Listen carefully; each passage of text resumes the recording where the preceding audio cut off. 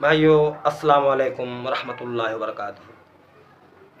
भाइयों, हम मुसलमान भाइयों में बहुत से लोग ऐसे हैं जो नमाज बहुत ही स्पीड में पढ़ते हैं। बहुत कम लोग हैं जो इत्मीनान से नमाज पढ़ते हैं। बाकी ज़्यादातर बहुत जल्दी में पढ़ते हैं। बस आए और 5 मिनट में, 10 मिनट में 15, 10, 12 रकात पढ़ करके चले गए। तो भाइयों, थोड़ा सा हम गौर करें कि यार हम अल्लाह के घर में अल्लाह के आगे सिजदा करने आए हैं। पूरा काम करना ही पड़ा हमको। कपड़े चेंज किए हैं, नहा गुस्ल किए हैं, नहाए हैं, सब पूरी फार्मेलिटी अदा किए हैं और वहाँ 5 मिनट की खातिर हम अपनी नमाज को जल्दबाजी में पढ़ करके भाग आते हैं। 5 मिनट आप और लगा दें तो नमाज अच्छी हो जाएगी। ठीक। और अगर हमारे घर में कोई नेता या मंत्री आ जाएं तो उनके साथ तो हम बहुत अच्छी तरह बैठते उठते हैं, बहुत आराम से वक्त बिताते हैं। ठीक। अल्लाह के घर में जाते हैं तो बस जल्दबाजी बनी रहती है। तो इस बात पे गौर करना बहुत ज़रूरी है, क्योंकि अगर जल्दबाजी की नमाज है तो अल्लाह पाक ऐसी नमाज़ों को कबूल नहीं करता है।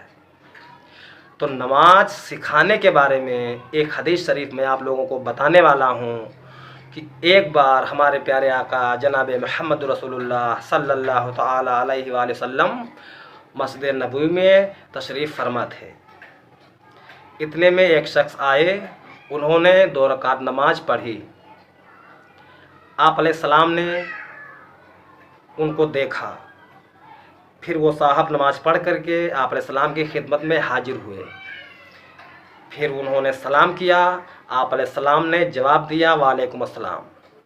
फिर आप अलैहिस्सलाम ने फरमाया कि वापस जाओ और दोबारा नमाज पढ़ो, क्योंकि तुमने नमाज नहीं पढ़ी। फिर वो साहब गए और उन्होंने दोबारा नमाज पढ़ी।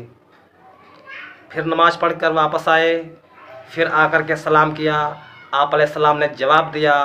आप अलैहिस्सलाम ने फरमाया कि वापस जाओ, नमाज पढ़ो, क्योंकि तुमने नमाज नहीं पढ़ी। तो वो 3 बार पलट पलट कर गए और नमाज उनकी क्लियर नहीं हुई। तो भाइयों, यहाँ पर सोचने वाली बात है कि नबी अलैहिस्सलाम की मौजूदगी में वो सहाबी रसूल जो नमाज पढ़ रहे हैं, तो यार वो अपनी तरफ से तो अच्छी ही पढ़ते होंगे। भाई, अपनी समझ से तो अच्छी ही पढ़ते होंगे। फिर भी वो हमारे आका अलैहिस्सलाम की तालीम के मुताबिक नहीं थी, इसलिए उस नमाज को पलट पलट कर पढ़वाया। फिर वो साहब कहने लगे, या रसूल अल्लाह, आप ही हमको नमाज का तरीका सिखा दीजिए। तो हमारे प्यारे आका अलैहिस्सलाम ने नमाज का तरीका सिखाया है। ये हदीस शरीफ है।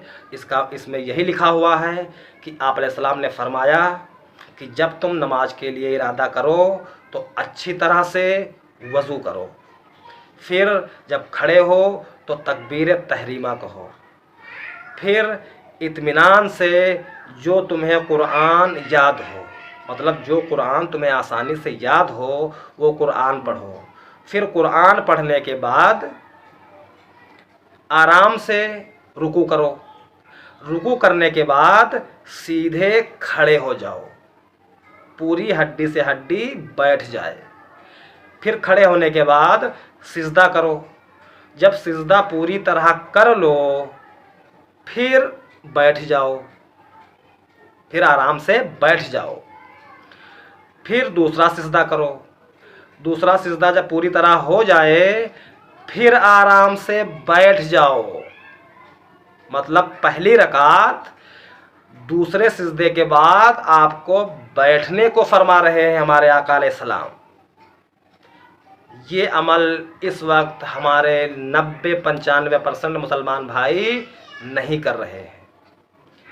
और सही हदीस है, ये सही बुखारी शरीफ की हदीस है। इस हदीस में हमारे आका अलैहिस्सलाम ये तरीका सिखाए हैं। और ये जो 2 सजदों के बाद बैठने वाला अमल है, ये आपको हर रकात में करना है। ठीक। तो भाइयों, ये बात समझ में नहीं आती है कि जब सही हदीस है और ऐसी हदीस है जिस हदीस को तमाम उलमा सही मानते हैं, चाहे जिस फ़िरके के हों, वो सही बुखारी सही मुस्लिम को बिल्कुल सही मानते हैं। तो यार, जब ये नमाज का तरीका हमारे आका अलैहिस्सलाम ने हम सबको सिखाया है, तो यार हम लोग इधर उधर की गड़बड़ तरीक़ों से नमाज क्यों पढ़ रहे हैं?